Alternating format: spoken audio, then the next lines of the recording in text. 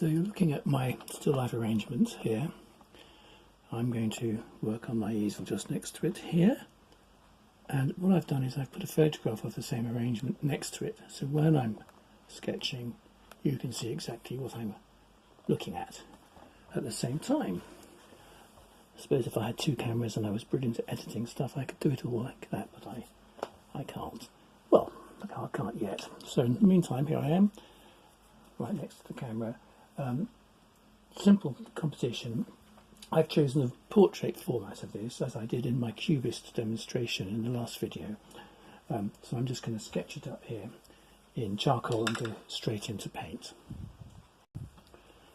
As I suggested in the last video, it's very important to look at the spaces in between the objects and to plot everything out. So I want to keep my bottle, the whole of it, on my composition, so I'm going to mark where I want the top of that. Roughly, if you think about it, if you're doing this, you could divide your paper up in a grid so you can work out what's where. One simple thing is to remember what's in the middle, and that's basically here. It's just an empty bit of background. So right in the middle of my piece of paper here that I've stained with Raw Siena, which is the same colour as in the background of the arrangement. So if you want to do the same, you can stain your canvas or your paper or your panel or board with this colour first if you're working in acrylics or pastels or oils. If you're doing this as a watercolour, leave it as white paper, and then you can put a wash of for the background in once you've drawn out the composition. So I'm just working out roughly what's halfway, and we've got a napkin in here. I'm just doing all this very lightly, and just as I did in the first sketches, I'm going to just plot the bottle as a simple rectangle. Now you can, at this stage, if you want to get the perfect proportions, you can do a little bit of measuring and gauging how big everything is. So the way to do that, actually a very simple way to do that, is to get a brush and to look at the width of the bottle, count it into the height, 1, 2, 3, just under 4. So let's see if I'm going to get that right. So that's the width, 1, 2, 3, 4. Wow, lucky first time, eh? Where does the shoulder bottle come? Let's just simplify that. And the key thing with bottles and objects like this is you've got to get the curves on both sides the same. So put a vertical line in the middle, and then when I do the neck, I can make sure that vertical line goes through the neck as well as the body of the bottle. The reason being is if I don't do that, I'm going to get a neck that's wonky. So it's a good way of guaranteeing you're going to get the right shape. And again, you can, so I put a line across here where the shoulder of the bottle is, so I can get the curve of the shoulder correct on both views. The only thing that actually, by the way, I just want to point out is my photograph is taken at a slightly lower angle than I'm looking at the arrangement. So I'm going to actually be drawing a slightly different perspective on my bottle than you can see in the photographs I'm sending you. What I'd advise you all to do is to set up your own arrangement with similar objects. Wine bottles, obviously, but you could use any objects of a similar type.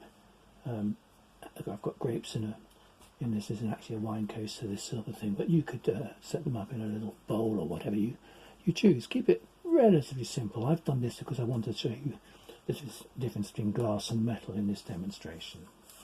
I've chosen this particular plate, which comes across just past halfway.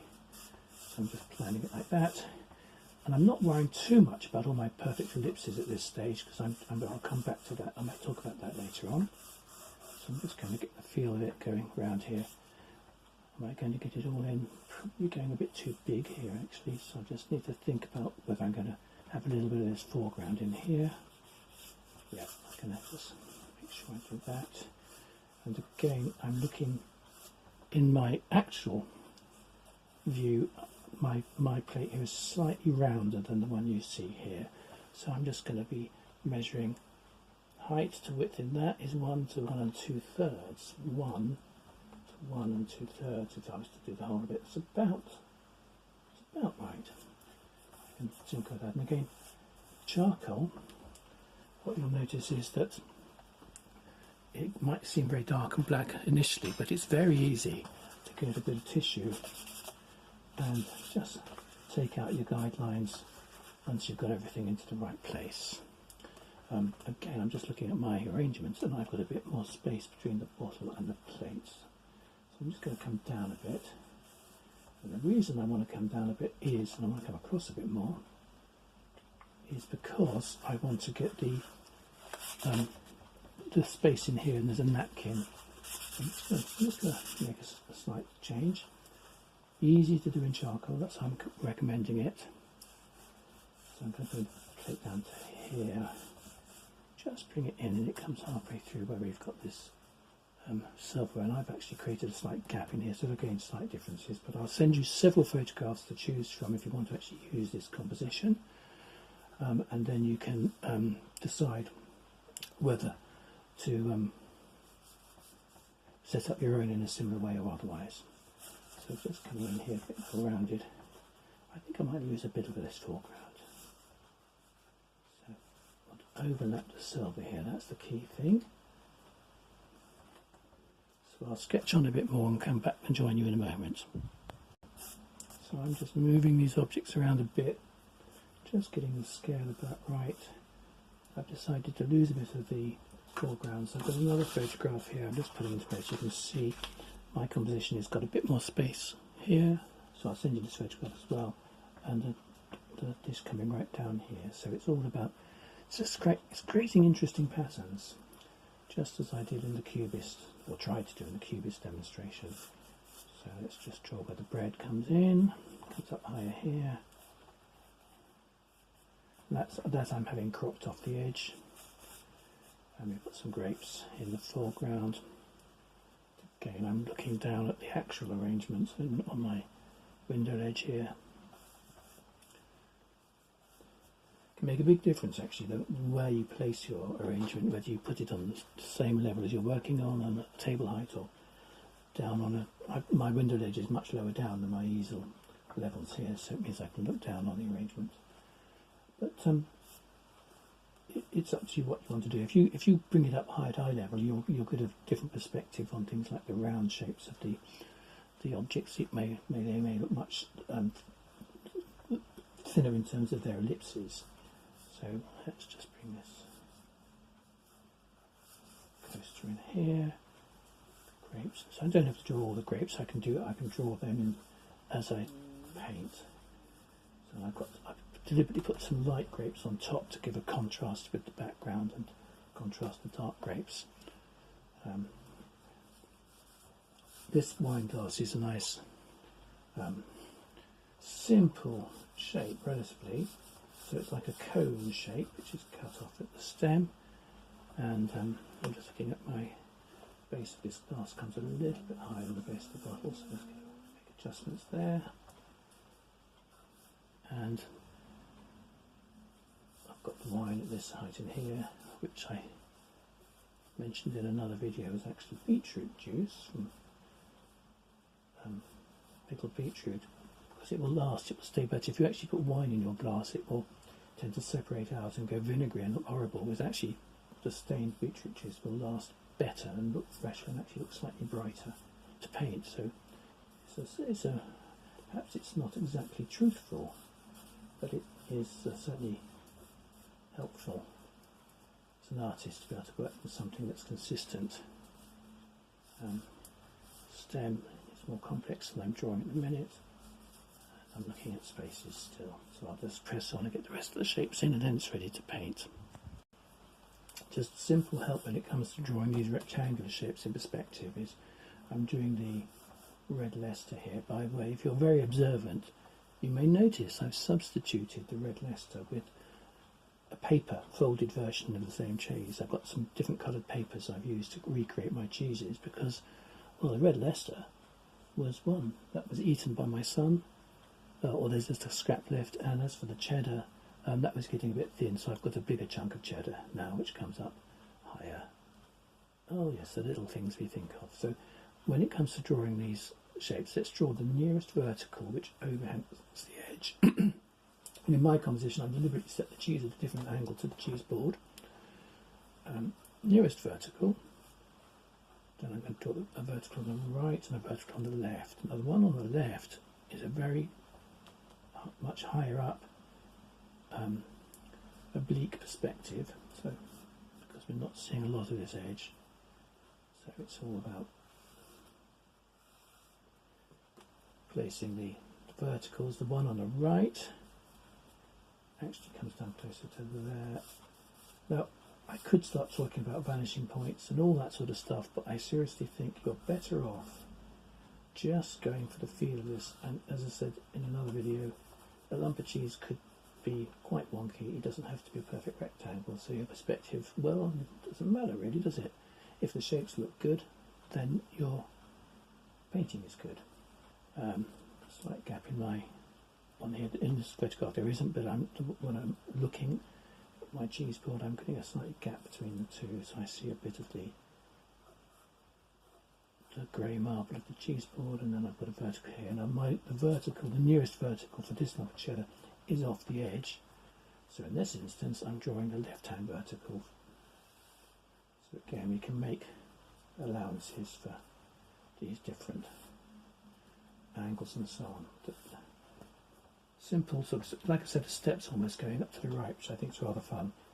You just see the base of the wine glass here, the goblet, and again, just like in the bottle, it can be helpful to have a little vertical line right through the middle to make sure you get your stem exactly in line with the glass and in line with the base, because again, if it's a bit wonky, it doesn't look so good, unless of course you're a cubist and anything goes. Good reason to be a cubist, really. So I've got all the shapes in, just need to plan where the back of my cloth goes through here, because it will affect what you see through things like the wine glass and so on. So I need to place that little edge of this white tablecloth in there. And we've got shadows as well. Oh, sorry, I've forgotten my knife. And this is really just like a long rectangle, so I'll need to do a bit of tidying up. Let's just put this in while you're watching. So we've got an angle like so, overhanging the edge, and it gets a little bit fatter as it comes towards us. Might be a bit exaggerated. And then we've got the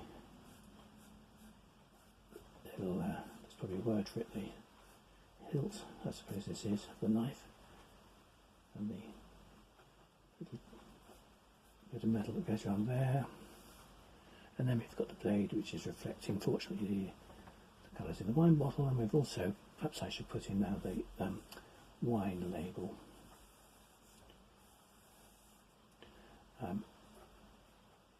And as it goes around the bottle, remember that the wine label is working in the same perspective as the glass. So, you know, if it helps, you can draw a complete ellipse of where the top of the label is, the bottom of the label, before you rub off what you don't need. And in fact, in my composition, I see the inside of the wine label, so I go back round like that. I also see there's a label on the back of the bottle which does something over here. I don't see the label, but I see it through the glass. So again, I can indicate that. And it's darker down here because the wine is nearly all gone. There's no lips in there where the wine goes. Quite tricky to see because there are some reflective bits of glass in there. And we also just put the shadow in, which is like a distorted version of the wine bottle itself, coming down here. And that will give a lot of depth to the painting, adding the shadows, and it's the same with the shadows on the cloth down here, and with all the the cast shadows. So to say, we've got the cloth and we've got the shadow beneath the plate here, and the individual objects, the bread and grapes, they're throwing their own shadows. The bread's throwing a little shadow here in my actual view. So let's just do a bit of tidying up. So I'm going to use my rubber just to clean up where I rearranged this plate several times. I'll do a little bit of cleaning up, then we're ready for paint.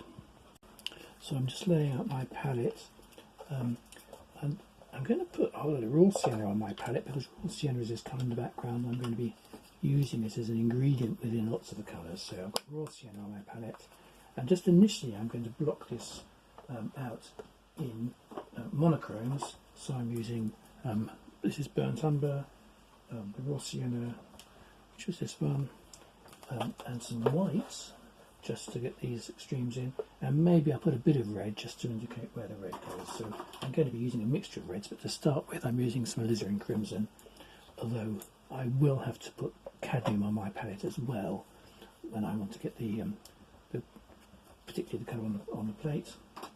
And I'm going to use some cadmium orange in this composition because one, the cheese is very orange, so good reason to use it. But you could use cadmium red and cadmium yellow. So there we are. I've got cadmium orange on my palette here, Raw Siena, the crimson, and I will need ultramarine for darkening down. But just to start with, I'm going to use the burnt umber and block everything out using that, and maybe looking at the glass colour of the bottle. And looking at the colour of the grapes, these purpley colours, maybe I'll put I think I'll put a bit of ultramarine on just to start with, but I'll need a lot more of it later as I build the colours up. My plan is I'm painting like an oil painter in this demonstration. I'm using acrylic paints, but painting like an oil painter. So that means I'm going to be using the paint as dry as possible and building it up in thin layers initially, working thicker, so working from thin paint to thick paint, which is the oil painting technique. So here's the complete palette, lots of white, cadmium orange, alizarin crimson, some Raw Siena, some burnt umber, some ultramarine blue. So I will need some yellow as well when it comes to the brighter projects, but I'll save that until I need it. Get a nice big brush, so this is it's just under a 1 inch flat brush, good bristle brush. If you're doing this as a watercolour, again I'd recommend using lovely big brushes, and once you've got it all drawn out, the first thing I do as a watercolour is to paint a wash around these objects for the background, but ignore the shadow. You're going to put the shadow on top of that wash, you just paint the whole wash through. And one of the key things, one of the tricky things, is going to be in the glass. So actually what I would do is possibly just do a little bit of masking out for the rim of your glass, thin bit of masking out so that you can get the white paper to give that sparkle, and also masking out the reflected light on the right of the glass. Okay, you can work around the bottle, and you're going to work this wash down to these edges. So just protect bits of the glass that are bright, and then you can put a wash in and get things pretty quickly falling into place. So just to start with, I'm going to use some ultramarine and some burnt umber. So I'm making almost a blacky mixture just so I can start to place this bottle. So and in this first instance I used the paint with a tiny bit of moisture. I've just dampened the brush. I haven't put it solidly into the water, I've just touched it, so I've got a little bit of movement in the surface. I'm just going to block out these main darks, and I will come back and bring colour into the top of these colours. But with a red wine bottle you often get very, very dark reds in the base bit, almost black, so you can start with a black colour and then put colour into it.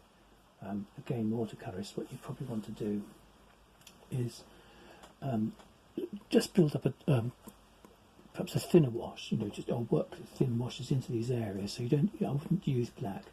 I would use local colour, but just don't start off necessarily as dark as it has to be. Just start off with a reddish black, but in a paler shade initially.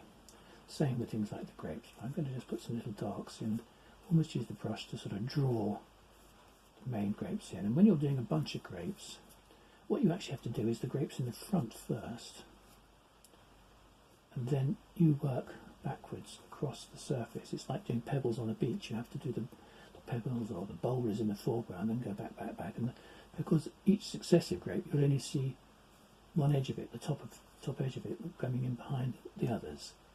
So it's all about a bit of logic really, but it's a simple thing. So I'm not putting all in solid and dark, just indicating where most of them are. A bit of dark in the silver down here, a bit of dark in my chopping board here. So I'm only placing the real darks. Dark grape here, and so on. So that's my first stage here, and actually what I'm going to do with my bottles, because we've got a hint of a greeny colour showing through here, I'm going to mix a greeny colour using my ultramarine, and I'm going to use a bit of cadmium yellow. I didn't think I'd need it so soon, but I think I'm just going to indicate the colour with this greenish shade. Perhaps not quite so dark because I've just got it, so I'm just going to wipe my brush on my cloth. A little bit paler than that.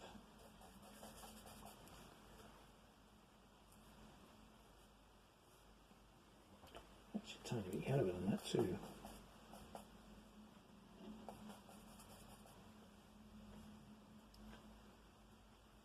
It's all going to be built up, remember, it doesn't have to be done in one hit. So we've got a colour in there.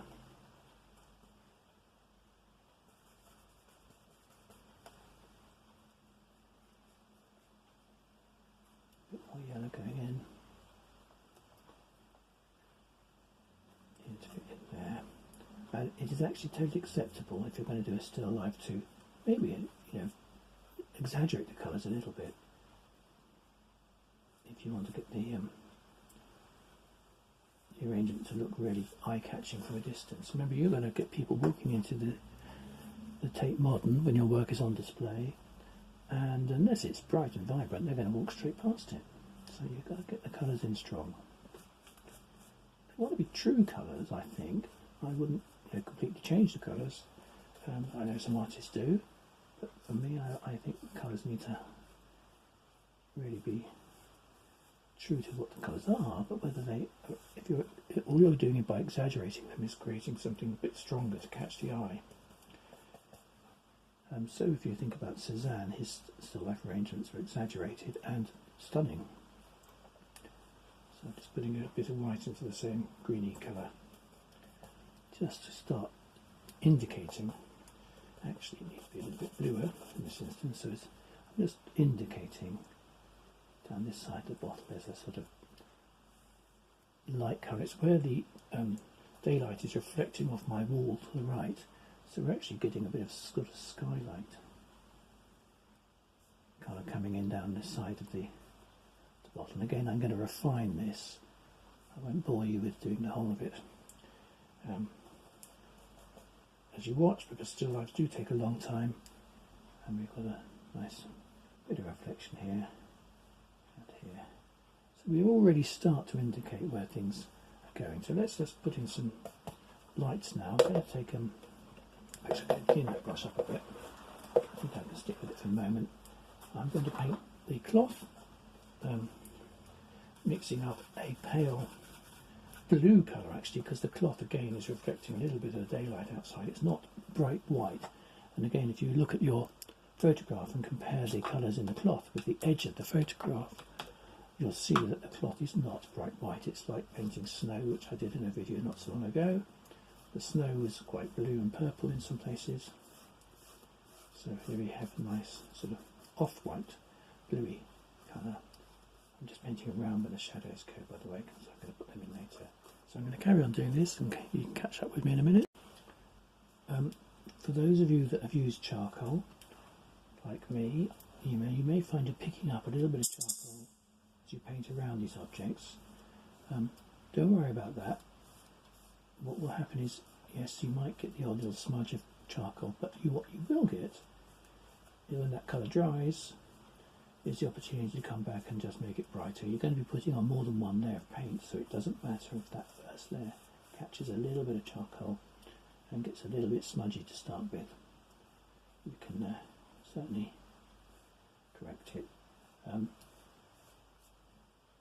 If you've done it in pencil, you don't quite get the same problem, but of course pencil is actually trickier to correct. And then, you think you rub away pencil, but it often leaves a mark behind it. So I think the answer here is to work with charcoal if you've got it.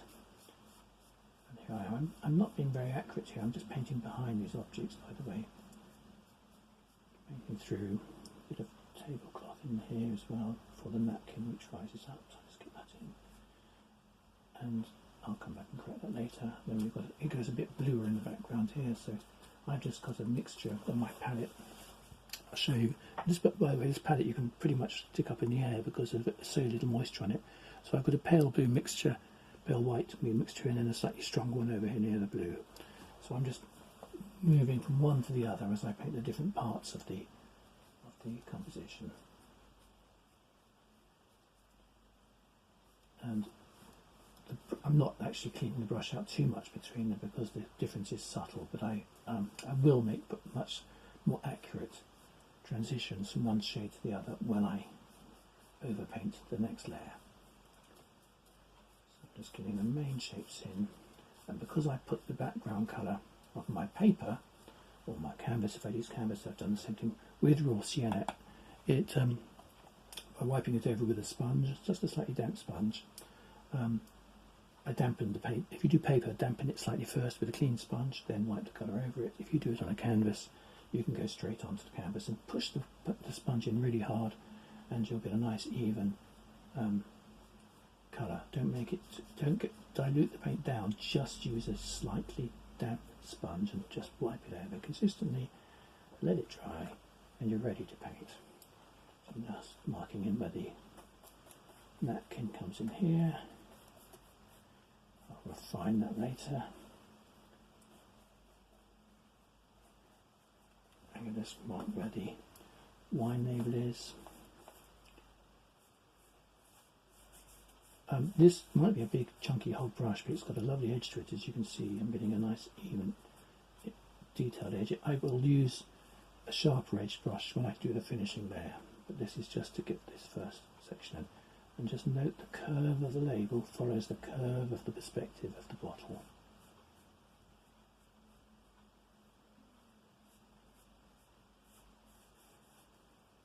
Now, in terms of style and technique, every artist has their own technique, and still life is one of those subjects which really shows up your technique. So if you want to be, very loose, impressionistic, that works, but you still need to get you have to get some degree of clarity into the objects, I think, to make them work as objects, unless you're going into the abstract. But I think it does reveal your technique this way. So the more you can use, in my technique, these big brushes to really get the composition blocked out, the more you can use one, you can cover the paper more quickly, but the more you can use that big brush to really establish a strength to your composition. Because if you start just by fiddling with the tiny brush and painting all the details, you're going to take one, much longer than necessary, and two, it's not going to be, in my opinion, as good a painting. By the way, I'm just on this wine glass, there's quite a lot of reflected colour, so I'm just hinting at that now with this bluey white mixture. You can do the base of the glass, but I'm going to paint that more carefully later. That will require some care. And the other thing you may have noticed is my cheese board has got it's actually a blade for cutting cheese, but mounted in it.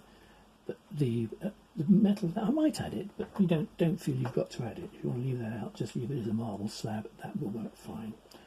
And I'm just going to paint the inside of this dish here, which is it's blue where the shadow falls, and it's actually, in the photograph it looks a bit blue, but as I'm looking at it, it's much less blue. It's actually a creamier colour, so I'm going to be putting a little bit of raw sienna into my white to make this colour that's better. It just produces a subtler colour, and again, it's just a base layer. So what I'm going to do is just get some of this red and just block out these main shapes, and then I'm going to come back with another video to build up and paint all the objects carefully. So everything from the knife, which, here we go, let's put that bit of colour in the blade there. I will need a small brush for that bit. And then there's going to be the glass, the silver, all these things. They all need slightly different handling. That blade, by the way, has got a reflected colour in here, so I'm just using my darker mixture to get that in. A bit of more dark here too. the bottle. So I'm just going to try and get a bit of paint on a few more bits of the painting of the subject. It's dark underneath that silver, so I'm just going to hint at that. And I will just put some first indication of shadows in, just to help me later on. So there's a bit of shadow coming off here. There's a shadow coming off my wine bottle, it's not so strong. And there's a shadow under here, and that's why there's a gap down here, because there's a very strong shadow underneath the edge of this plate and the handle of the knife, which is showing its shadow. Now, if you put these in and they look too strong, don't fiddle around with it too much. Remember, you're going to come back later, you can put that shadow in. You can soften it later, you can strengthen it later. Just get it in. And a bit more shadow over here, and then we've got to do this. It's red. So it's time for a slightly slimmer brush. This is actually a synthetic brush. So a bit of red. I'm actually going to add some brown to my red, so it's not too pink and garish. And there will be lots of reflected light coming on this surface as well. This is about just a little bit. I'm just putting a thin layer in, so I'm just moistening my. Let's get the brush out of the way.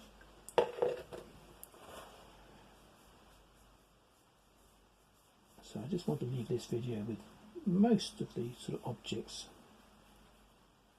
placed at least, so that you can see how the painting is going to develop.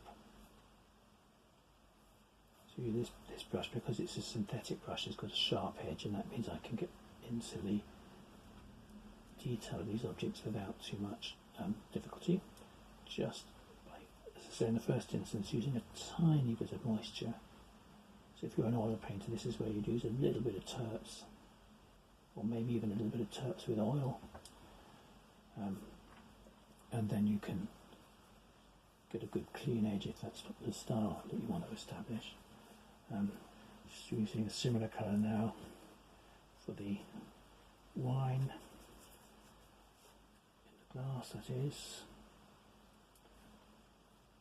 And there are lots of colours reflecting off the side of this, but that's something I'll come back and refine. So I'm just going to get the main shapes in.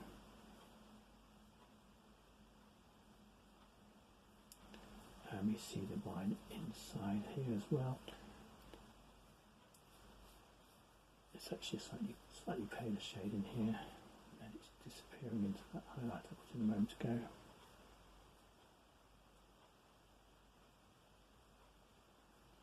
And we get a little bit of that colour coming through the stem too, because it reflects. I've got this glass a little bit too slender at the base, so just widen it out. So last but not least, let's just indicate some colour for the cheese.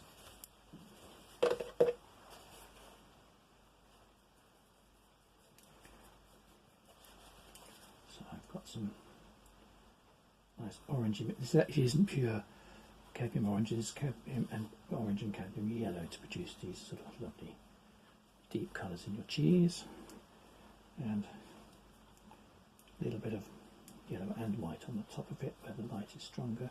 This is where your charcoal might look a bit grubby in the first instance. Don't worry about it, just overpaint the charcoal like I'm doing, pick up some of that colour, and then as it dries you'll be able to work back across it. If you're an oil painter and you're doing this and you just paint with a thin mixture initially, that paint will dry more quickly, so that once you carry on with the painting, whether it's tomorrow or next week, you'll find that you'll get a lovely clean colour in the second instance. If you're working very quickly with oils, again, you can use some terps in that first mixture to get the so that the paint dries quickly. I've added a bit of burnt umber by the way there, so you can see how the colour darkens nicely. So if you're painting in oils and you're getting a problem with this colour picking up, just don't it really thinly, let it dry, and then you can come back to it in due course. Now for the colour of the cheese, the cheddar cheese, by the way, it's a very pale yellow, but it's not a lemony yellow. So actually I've got to add a little bit of orange, and would you believe it, a tiny, I'll show you what I'm mixing here. So I've got my cadmium yellow, I put a bit of orange in it, and a tiny bit of ultramarine, so minute, but it just, if you like, greys that yellow, and then I can add more white to it to give a sort of corny yellow colour, which is hopefully a cheddary type colour. There we go, just a lovely, fresh, creamy white. That's going to go horrible with the charcoal, so I'll let that there dry. And then the top of the cheese is even whiter. So just gives it a little emphasis by putting the different shades in.